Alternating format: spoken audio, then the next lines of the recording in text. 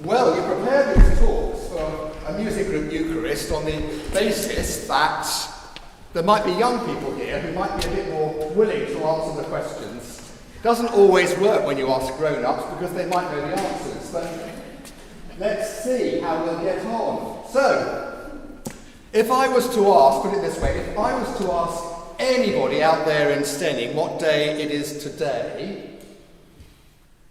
what do you think they might say? Now, I'll give you a clue. As you've heard, we are celebrating 2 mystery birthdays today, one of whom is for someone who is 80, and the other one is for someone who is 90. You don't know their names, they're written on the cake at the back, so you can see it after communion. But we have to tell you before we sing happy birthday to them, so we may as well give it away now. So that's John Edwards and Father Ray. Some of you might have known that already. Their birthdays, however, are not today. That's the clue. So people wouldn't say that even if they knew we were celebrating birthdays here. What would they say about today? Well, any thoughts? St. Patrick's Day, absolutely, I'm sure. That's what people would say. They might be less likely to say it in Ireland, especially if you're of an older generation, because today is not St. Patrick's Day. You have that on me on authority. Whatever you think, it is not St. Patrick's Day today, because in Lent, Saints' days get transferred from Sundays because Sundays are more important in Lent, and therefore you can't keep St. Patrick's Day today. Even in Ireland, you have to do it tomorrow. So don't celebrate St. Patrick's Day until tomorrow. And I realise this year, although much as it upset my wife, that whenever that happens on St. Patrick's Day, there's a chance that, well, yes, Valentine's Day might fall on a Wednesday. And this year was Ash Wednesday, so we didn't have Valentine's Day this year. So if you bought a card for anyone, you wasted your money. Actually, that generalisation is wrong because it's a leap year. Anyway, let's go into that. Today is Lent 5 in the church. It says that on the front of your order of service. At least I hope it did, because I forget to update the heading, but then it was pointed out that I got it wrong. But also, when you got the notices, if you get notices by email, it also said Passiontide begins. And today can be called Passion Sunday. So we've got to that part of Lent where we move on. There's a change in tone, a change of atmosphere, a change in intention, because there are now only 14 days until Easter, and we get to the point where we walk with our Lord towards his cross. The other thing, in this church anyway, about the rest of Lent, is that we won't have any more sermons. Certainly not on Sundays, because next week on Palm Sunday we will be reading the Passion, and therefore we will have that instead of a sermon. And the next sermon will be Easter Day, because the Holy Week ceremonies speak for themselves. There will, however, be meditations on Monday, Tuesday and Wednesday of Holy Week, so do come and listen to those if you can. So I thought, as we enter Passiontide, we might talk a bit about what it involves. Because sometimes we hear these things, but we don't often stop and think about them. And even though you're grown-ups, do bear with me. Next Sunday is called Palm Sunday. You know that, and you know why it's called Palm Sunday. But let's just run over it again. Because it's a Sunday, I'll give you that, and because... Oh, sorry, we're supposed to answer. Well, you can if you know the answer. They waved them. They put waved them on them. the floor. And they put them on the floor. They went, yes! And what did they wave? Did they wave palm crosses? No. They just went for the nearest trees, whatever it was, and they took down palms, branches from the trees. Most of them happened to be palms. They would have been green, not all dried up like our palm crosses. And indeed, in the past, what people did in church, before palm crosses became kind of institutionalised, is people would go out into the countryside and they'd lay branches of spring growth all along the aisle. I don't know if you've ever done that. But there was a church we went to in Greater Manchester where that's what we did. We got a palm cross as well, so that was all right.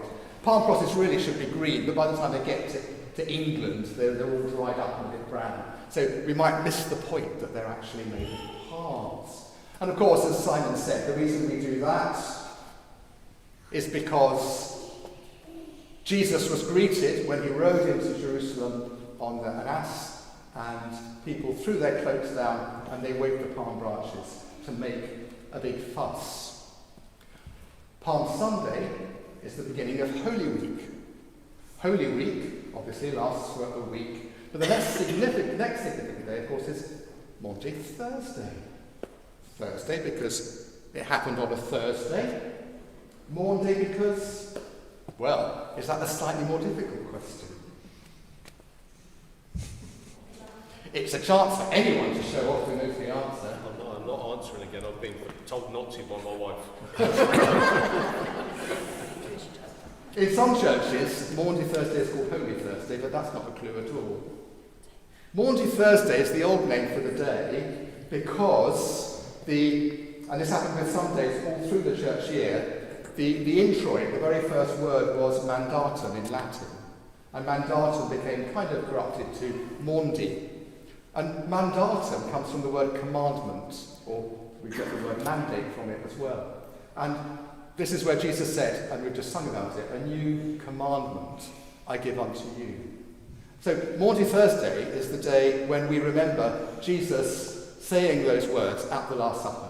So we have the Eucharist at the Last Supper, but in many churches, including this one, we actually wash the disciples' feet, because after saying, a new commandment I give unto you, he went on to wash his disciples' feet, as you will remember. So, if you've not been to church on Maundy Thursday, our music group will be back. So, that's something you can do, whether you've been before or not. Now, next day, of course, is Good Friday. Children sometimes say, why is it Good Friday? Now, obviously it's a Friday. They don't mean, why is it a Friday? They mean, why do we call it good? And when I go to school and do collective worship, that question sometimes, understandably, comes up. Why isn't it called Bad Friday, or Evil Friday, or Sad Friday, which in many ways would be to be expected? Well, when I was growing up, I can't remember the book, except that the story was in it, and I remember my dad reading to me and my sister about a dad with his children, and they said to him, why is Good Friday called Good Friday? And he said, they said it to their mother. That comes into it, as you will see. Why is it called Good Friday?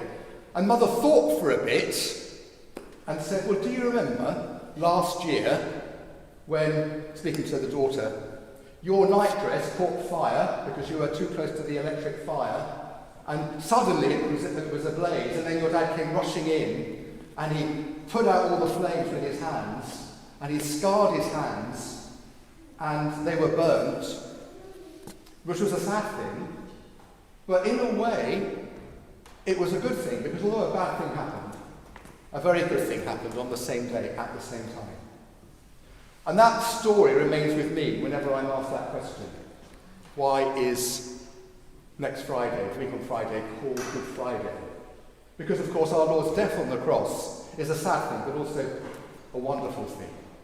And the other analogy that we have to remind us why that was true and necessary and revelatory in terms of what the world is for and what we're for and why we come is, as he said to his disciples in our gospel today, unless a seed or a kernel or a grain of wheat falls to the ground and dies, i.e. breaks down and goes into the ground and becomes a seed, and therefore a grain, a spring of wheat, and therefore a whole field of wheat, it remains just a single grain. It's necessary, he says, for me to die if you are to be fed, if you are to have life. He knew it wouldn't be an easy thing to do if you go on to read, as we heard in the Gospel. He didn't want to do it, but he knew that it was a good thing, hence Good Friday. We haven't got time to go into Holy Saturday, and today isn't the day to go into Easter Day, but those are things to bear in mind as we approach Holy Week. And as we do so, here are some thoughts for grown-ups. Between now and a week on Friday, Good Friday, maybe have a think about why Friday, a week on Friday, is good for you personally. And something that might help with that is reading today's Gospel. Take your reading sheet home and look at that reading in particular. And it may be that something in there will speak to you about why Good Friday is important for each of us, personally. And also, and I have said this before, so I apologise for saying it again, but in a way that not to apologise.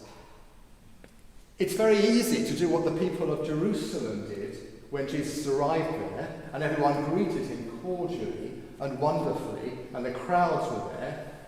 And then 5 days later, they all stood up and voted for his death by asking for someone else to be released. Now, I don't think we will do that, but it's quite easy if we're used to going to church on a Sunday, just to go on Palm Sunday, and then to go again on Easter Day, and forget to go to church in between. So the other suggestion I would make in terms of approaching Passiontide is thinking about, if you come to church in Holy Week, going to one extra thing that you've not been to before, and if you've not been to church in Holy Week, between the Sunday and the Sunday, as it were, come along to one of those services. And there's a flyer, probably in your papers, just telling you when all those services are. So we have a morning service on Monday, Tuesday, Wednesday, and then evening services on Thursday, and then the service at the traditional time, midday on Good Friday, the time that traditionally we believe Jesus went to the cross. There's also a rather wonderful service on Saturday night, the first service of Easter, when there will be more sparkling wine, because that's when we begin to celebrate Easter with the first light of Easter, a new Easter candle, and we finish with prayers at the Easter garden, which will be in the porch on the eve of Easter Day.